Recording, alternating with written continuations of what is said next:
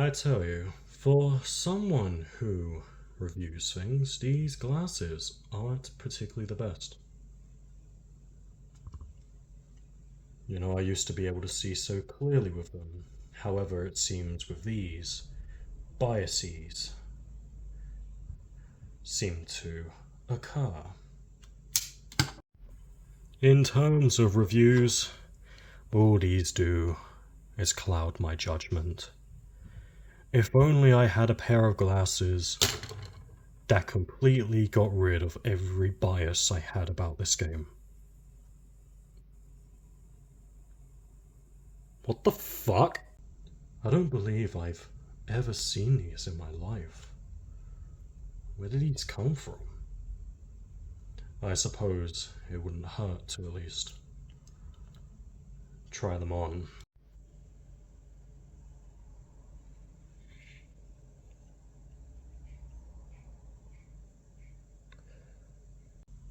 With these I can see so much more clearly. The biases have all gone away. You know what I tell you? I really hate the plastic bit inside of that singular Monopoly Deluxe. I don't ever want to have to touch another Monopoly again within my life. Well, it is too late for that, fool. What? How the hell did you get here? I banished you to the evil realm for the shit you've caused. How dare you show up again with your ugly plastic card holders and your specialty banker trays. First of all, how very rude of you. I only come bearing a gift. What kind of possible gift could you, of all people, give to me? The one who holds many forms of Monopoly dear to their heart. How about a gift? One deep from within your childhood. Huck! Monopoly Streets? Why the hell would you want me to review? And the cheeky bastard is gone. From where we left off last time, I may have sent my copy of Monopoly Deluxe to hell. Because quite frankly, all it does is annoy me. I do not need it taking any space within my life. And what does it do? It comes back like a prom night dumpster baby. So, Monopoly Streets.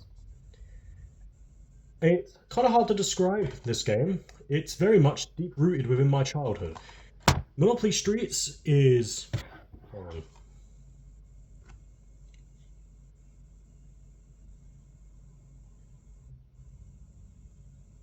I see. Alright. Sorry.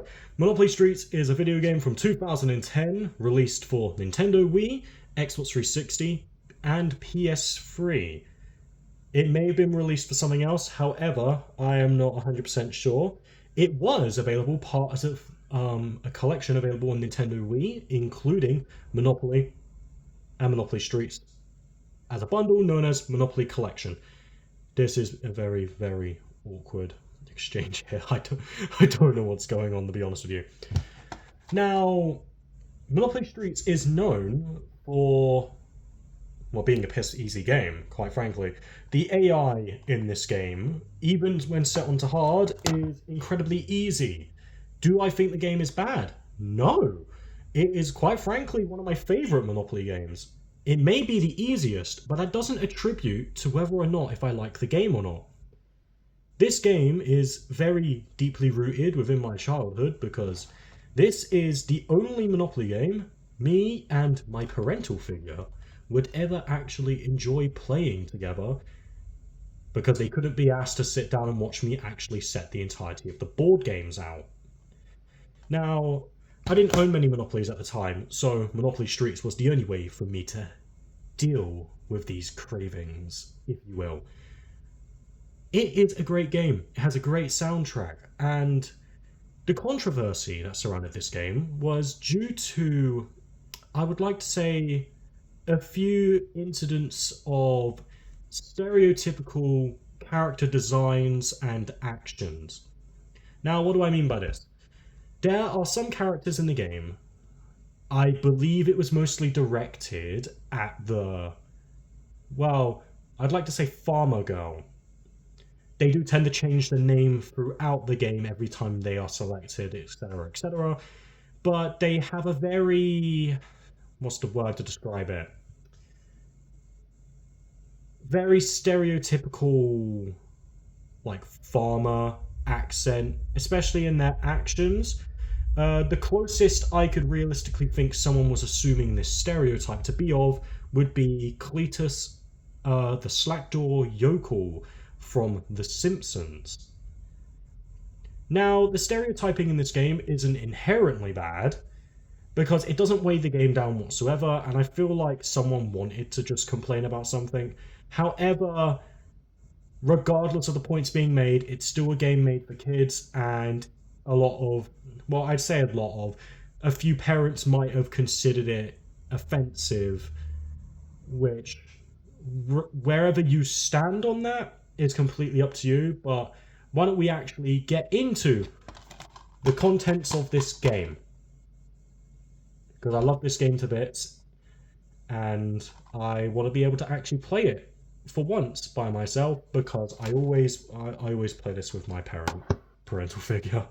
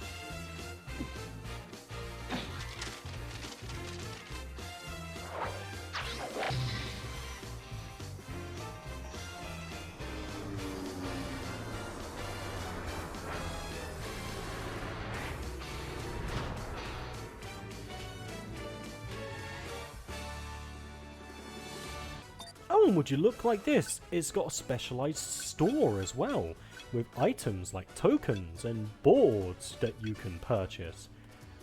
And also, something special. I'm warning you, don't you say it. Something brand new to the series. I mean it. I'll end you, and I'll make it look like a bloody accident. You thought I was gonna bloody go around and turn about some waste of bloody plastic, weren't you? Oh, thank fuck. The list of rules that this game has available for you to use whenever you want to start a game is honestly quite plentiful, and I wouldn't have expected them to add this many. Like, granted, there's not a lot, but remember, I am personally a speed die user, and I'll ride and die on that hill. The other options are great, and you even get your own custom menu to make your own custom games with your own custom ideas. I'm going to keep saying custom because, quite frankly, I already ran out of words like 5 seconds ago, and I'm just, you know, stretching for time.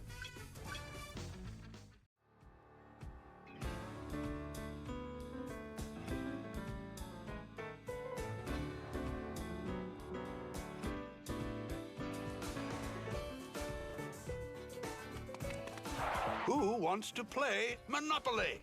The game starts off like any other Monopoly game. You roll to see who goes first. Except for the people who don't roll to see who goes first and just decide you're weird. Please stop being weird.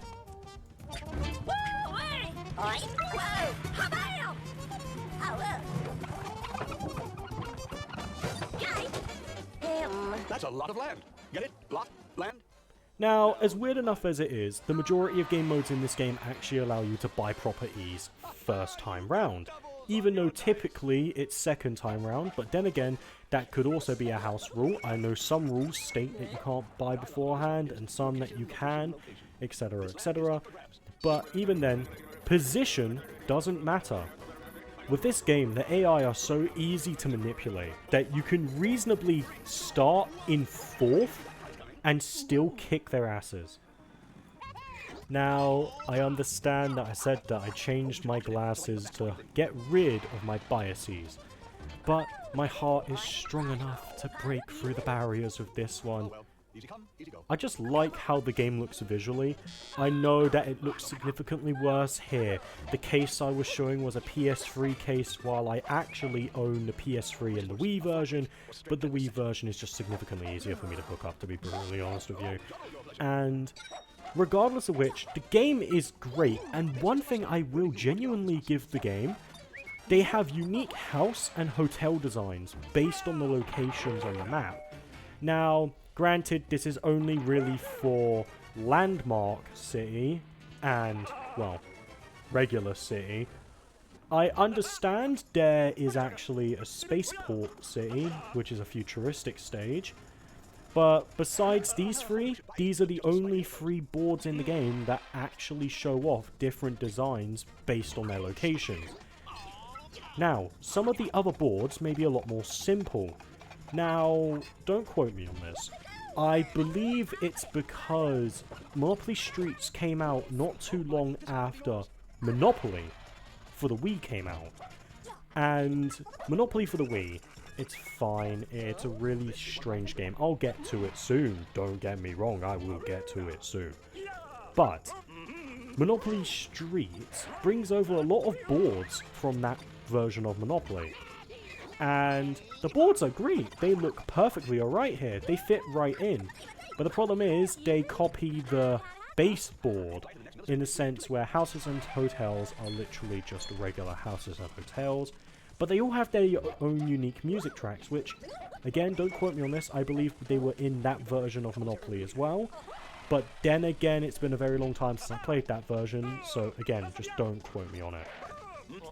If there is one thing in this game I can never get enough of, is the collecting sets jingle. Whenever you collect a set, your icons will become golden for a set time because you now own that property, and they will turn from silver to gold, and it will play a little jingle as it's then marking every single property that you now own that's part of a set. However, this also works on the same logic as bankrupting someone, because the song has a set duration and most of the time ends up finishing and you're just listening to the birds chirp and the cars drive by as you're waiting for the jingle to completely end after bankrupting someone and getting at least 5 sets from them. Now, because I'm using speed die, the game technically goes a bit faster, but this original recording is still like a good, like, 40-ish minutes long. So, you know, it's a good thing I'm breaking it down. But a lot of things about this game, which I feel like it's very hard-coded to deliberately try to screw you over sometimes, because the AI does some really cheap things, but a lot of the time, like, you'd think that it impacts you, but it really doesn't. They impact themselves, which screws themselves over, which makes it easier for you to win. So I don't even know, quite frankly, how they even designed this game. I believe it might have been a rush job, but again, like, I'm not going to argue the CPUs. Playing against parental figures and or friends I would say makes the game a lot more challenging. Except for on the Wii, where you can technically share one Wii remote, and the moment someone goes out of the room, you can just trade everything. And I know you could realistically do that if someone left the room and there was multiple controllers. But it's also just really funny seeing someone walk in as you've already traded all of your completed sets back to yourself. But overall, the game's quite alright, and every so often I actually like to spend time to look at clips of how my tower is growing. Because throughout the game, your tower builds, especially in the Landmark, well, not Landmark, I'm not 100% sure if it's in the Landmark one, I believe it's in the Landmark one, but again, I haven't played this game in years. So I know that in the regular city one, your tower builds over time. Typically, it's based on how much you own in terms of income. However, it isn't based on how much money you have, but it's also a weird combination of your properties, houses, hotels. And sometimes you could be doing really well, loads of houses and hotels all across the board, and your tower would still shrink because the game felt like it. I'm not 100% sure how it works. It probably is just genuinely based on money, but I'm honestly not sure how to explain it in a way that makes sense. One thing that isn't always going to happen is the chance of a triple. Now, triples are incredibly rare, and typically when the AIs get it, their first idea is to go straight to go. A lot of the time they just go straight to go. I personally don't get why. Like, they know their game is basically over, and a lot of the time they just want to prolong it. Even when they're in jail, they like to do the exact same thing as well, where they will wait the full 3 turns. But then again, us humans also do that. But then again, like, I'm not trying to diss the AI here. They're just not very smart. You can go anywhere you want on the board and you choose to go the go, which is fine. You get a guaranteed 200. But you're also then going to run my gauntlet. It is fun every so often to just watch the characters go about their day on a daily jog towards the next possible location, and a lot of the time they end up getting the Mr. Monopoly, which sends them straight from already landing on you back to landing on you and instantly bankrupts them. It's really funny. Alright, so understanding this game's logic is like trying to understand someone explain a dog to you if you don't understand what a dog is. The AI in this game is incredibly stupid a lot of the time. They tend to make trades with each other a lot, and like they constantly reject each other, which is really funny. But then you also get to the point where it's just like they're doing it consistently, and like they never want to actually do anything with it, so they never go nowhere with it. And the bit that always gets me is you give them a reasonable trade, and a lot of the time they will ignore it. But the one time that they do actually listen to your trade, they want usually triple to quadruple times the amount that you're willing to give them, exclusively because they want more out of what they're getting, even if you're being reasonable to them. Now, through everything that you've seen, I would like you to come to your own personal conclusion on whether or not you deem this game to be great, or good, or epic, or outstanding, amazing. It is completely up to you to decide whether or not you consider this game to be on levels of other games. I deem it to be great. Its selection of game modes are honestly quite high for a Monopoly game, especially in this year. I always play with the speed die, and typically I stick to house rules. I do play the official rules on occasion, but personally, speed die is where it's at for me, especially in this game. I always choose the car. The car is always me. I am the car. I am the cool guy. The cool people use the car. I am the Monopoly man. Anyway, I digress. The entire point of this video is for you to be able to come to your own conclusion on whether or not you deem this to be a good game. I personally say it's a great game. I consider it a 8 out of 10 at the highest, a 7.5 at the lowest. The only complaints I have of this game, the AI. They're either incredibly smart or they're incredibly stupid. There is no in between. But the boards are great.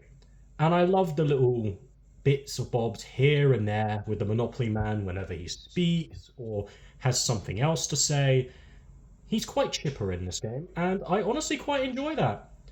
You know, a lot of people might stereotype him to be this very old, like, businessman who's very out of touch with the world.